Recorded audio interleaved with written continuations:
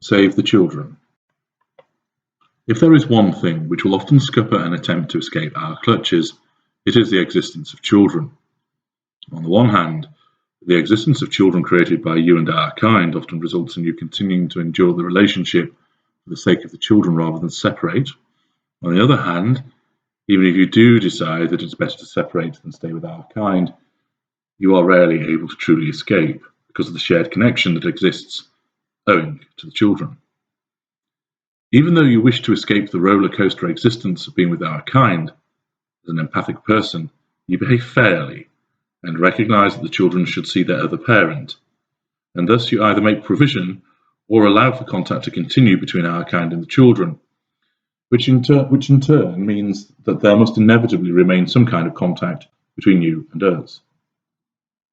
You may, however, take the draconian step of deciding that it is in the best interests of the children to have no contact with the narcissistic, although usually only realize that the other parent is abusive rather than narcissistic at this juncture, parent and cut all contact off. This then results in our kind turning to formal means through the courts to establish contact with the child or children again. Your concerns in respect to the involvement of our kind in the raising of children cover numerous factors. 1. You are concerned that our behaviour will affect the children so that they in turn become narcissists. 2. You are worried that our behaviour leads to the children witnessing abusive behaviour towards you, which will upset them. 3. You are concerned that our behaviour will lead to the children not receiving a stable and nurturing upbringing. 4. You are worried that the children will be used as pawns between you and us and adversely influenced, so they are turned against you. 5. You are concerned by our failing to provide emotional and financial support, which will in turn impact on the children. And 6. You are worried that our behaviours will effectively spoil what should be happy moments in childhood. These, along with others, are legitimate concerns. It becomes especially difficult for you when you find that you face a battle between doing what is right for a child, even though this may clash with what they want. They want to spend time with us, but you see such time as toxic and having an influence on the child, who, as a child, cannot see or comprehend what is happening, which is at best unhelpful and at worst downright damaging. How do you deal with a situation where you need to do what is right and best for a child, even though they will not see this at the time? First of all, what you have to do is understand our attitude towards children and parenting. 1. Children are regarded as appliances by us. There is no distinction made for the fact that they are children, nor that we are their parent. We see children as appliances and devices, which are extensions of ourselves, and therefore they are there to do our bidding. You should never be under any illusion that a narcissistic parent loves the child. Do not be fooled into thinking that any benign act exhibited by our kind is a manifestation of love towards a child. It is not. 2. This pervading mindset means that children will be used in order to gather fuel. This will be done directly by obtaining fuel from them. Initially, this will manifest as wanting to spoil them when we have time with them, so that their positive responses to this will provide us with positive fuel. We will upset, anger, and frustrate children, in addition to draw negative fuel, and as and when it is deemed appropriate. This is not done because the positive fuel has become stale, as is the case when devaluation occurs in the context of an intimate partner primary source, but as an adjunct of wanting to achieve some other aim. The two most popular aims are control and triangulation. We will provoke a negative fuel response from children in order to exert control over them, for instance, taking a toy away or forbidding them to do something that they enjoy, such as watching a certain television program or being allowed some sweets. This reinforces our control. The child is no different from any other appliance and must be subjected to our control. This control is not exerted for the benefit of the child, for instance, stopping the child from eating sweets every day because it's unhealthy, but is only done so we can establish control. In terms of triangulation, the negative emotional response will be achieved for the purposes of triangulating you. For instance, we may suggest to the child that mummy doesn't love the child, so becomes upset. We only care about the reaction, not the well-being of the child. We may say that the child cannot do something on your instruction in order to both upset the child and thus gain negative fuel, and at the same time smear you through this triangulation. Thus, when negative fuel is sought from a child, it arises in conjunction with the desire to control and/or to triangulate. 3.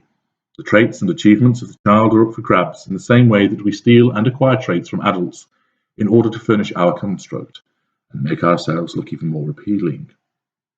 Our sense of entitlement is such that the child has only won the race, come top of the class, swum that distance, secured a place on a vacation scheme as a consequence of our brilliance. We will remind you, the child and the third parties, that this is the case, repeatedly. 4. We will smear and brief against you at every available opportunity. Irrespective of the reasons why the relationship between you and us ended, we will not rise above the desire for smearing for the sake of the children. If there is an opportunity to take a pot shot at you, it will be taken. The needs of the children do not ever come before our needs. Thus, if they are upset by what we say about you, we receive fuel and do not care how it affects them. If they begin to dislike you because we suggest you are too strict, we will not counter that, but rather we will cultivate this position to our advantage. 5. Just like you, children can cause criticism to us. Rather than soak it up as a mature, well-adjusted parent would, we will lash out when there is a perceived or actual criticism of us delivered by the words and/or actions of the child. This will, as ever, result in the ignition of fury and the manifestation of heated fury or cold fury. We will sulk with a child, turn away from them if they want support and/or shout at them. The fact they are a child is meaningless to us. The fact we as a parent owe obligations to them to behave in a mature and responsible fashion to them does not matter because our needs come first. 6. We have no sense of responsibility or obligation to children. A lesser narcissist will see no need to maintain maintenance payments and will be content not to see work. A greater may well make such payments, not because he cares about the children, but it is done to show to everybody else how generous he is, and also to make you look bad if your financial contributions are not substantial. The payment or otherwise of financial support will be used as a carrot and stick against you throughout the duration of childhood. We will only become involved in the lives of the children if we regard there as being some kind of benefit to us. Their emotional needs, education, safety, etc. are irrelevant to us. We will attend a school performance not to show support to the child so they feel happy, but to show to other parents that we apparently love and support the child, so we gain fuel and infuriate you. We regard obligations as beneath us.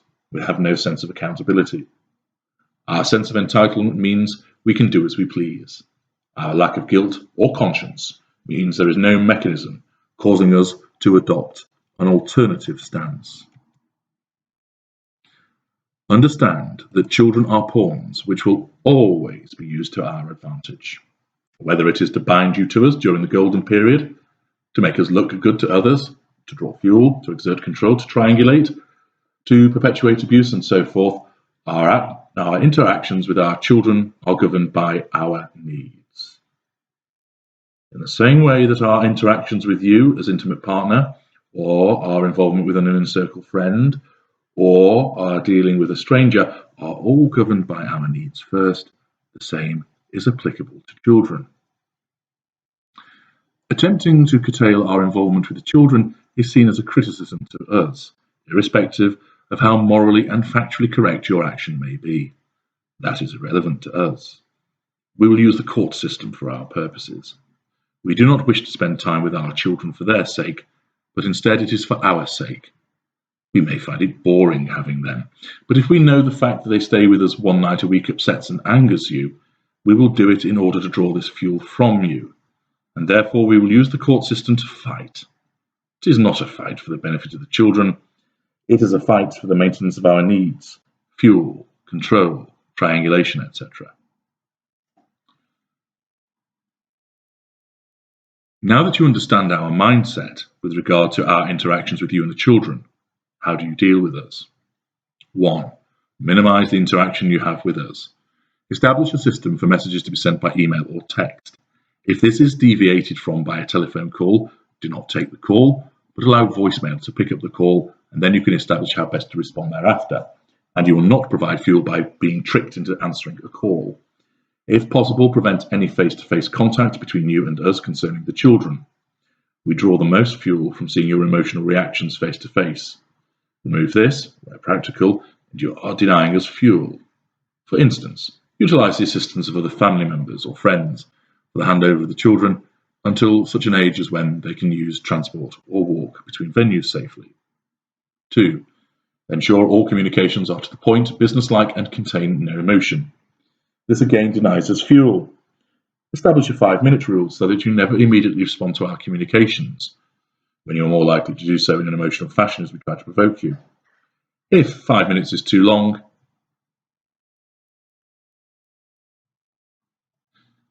and you feel that you should respond more quickly, make it 10 minutes instead. 3. By denying us fuel, we will initially try to provoke you in different ways concerning arrangements and interaction with the children. Weather that storm, and because we must obtain fuel, we will have to seek it elsewhere. You are not a viable source, so we will eventually look to obtain fuel from you less and less. You will also eventually notice that this manifests by us losing interest in the children. Remember, we are not interested in the children per se, but how they as appliances can serve us. 4. You will face an ongoing battle between your influence and our influence. This is deliberate, as it is used to provoke you into confronting us about what we say about you, what we say to the children, and what we do with them. We want you to engage. You must resist the need to do so. Remember, you are not going to make us change. We will not listen to you. We want to control you and draw fuel from you. We use the children to achieve this. Accordingly, if the children comment that we are making disparaging comments about you, do not confront us about the issue. It is futile. Do not seek to influence the view of the child by saying, "Dad is a bad person." This will trouble the child, and the response will be conveyed to us, which will secure thought fuel for us, and also provide us with further ammunition to use against you for your comment. Instead, move on to discussing something else, and the child is likely to forget about the comment. If the child persists in wanting to discuss the matter, then explain that Dad does things differently to you, and then move on. Provide reassurance and listen to the child, but do not, however tempting it may be, do or say anything disparaging, as this plays into our hands. Your role is to maintain a positive influence for your children as often as you are able. By doing this, and starving us of fuel so the interaction will lessen, your positive influence will progressively outweigh our negative influence. The more you expose your children to a positive influence, and avoid walking into our traps and playing into our hands, you will tip the balance, so that they will, through the affliction of time and exposure to this positive influence, flourish under it and make their own minds up. In a similar fashion to how you must deal with the smear campaign, do not tell the children what to think, but allow them to make up their own minds. This will be difficult at first, and you will no doubt find yourself on the receiving end of hurtful and challenging behaviour. Keep in mind that this is our influence, not what the child really thinks, and that as you weather the storm, the effects of your positive influence will eventually manifest. As the children become older, you can present them with independent evidence of behaviour, not just hearsay and say-so they can evaluate this for themselves and make their own minds up. Like third parties, children do not want to be involved in a conflict between two people, and often they find it a safer course of action to side with the abuser rather than the good parent. Cater for this, and you will minimize disruption and increase your positive influence. Your approach is one of ensuring the light side overcomes the dark side. This can only be achieved by repeated reinforcement of positive behavior and influence. If you engage in behaviors similar to ours, you enter onto our home turf, and you will not only encourage us to keep going with our behaviors, but you will find that there is a negative outcome for both you and the children. If our behavior is serious in terms of impact on the children, for instance, violence or neglect, involve the relevant authorities. You will not be able to cause us to recognise we've done anything wrong, because we either do not recognise that we have, or we will not admit it for the purposes of maintaining control. If you regard it as appropriate, save messages and emails which exhibit our behaviour and allow the child access to them when they are an adult. This is again the presentation of independent evidence when they are in a position to make their own minds up. You ought not to engage in a popularity contest or slinging mud. You will lose, as this is playing into our hands. If you find yourself having to engage with us through the court system, ensure those representing you are familiar with our kind. Rely on independent evidence as much as possible, rather than he said, she said. Recognise that we are experts at duping people, and our lawyers, your lawyers, psychologists, court officials and judges can just as easily be duped. If a hearing does not go our way, resist the urge to lash out at us. It is of course just fuel, and instead continue to adopt a positive approach towards your children. That must always be your focus. We want you to engage with us. We will use children and the court system to provoke you to do this. Fail to engage, and you take away much of our power. It is hard. A narcissistic parent is a fact. We will not go away so long as we are getting what we want, or believe that we can do so. Prevent us from getting what we want, demonstrate to us that we are unlikely to get what we want, and we will turn our attention elsewhere. This will then allow your positive influence to have an even greater bearing on the children, and ultimately undo any harmful effects from our toxic influence. You will face challenges, but by trying to address our behaviour, cater for it and pander to it, you will not succeed in protecting your children. I have seen this firsthand.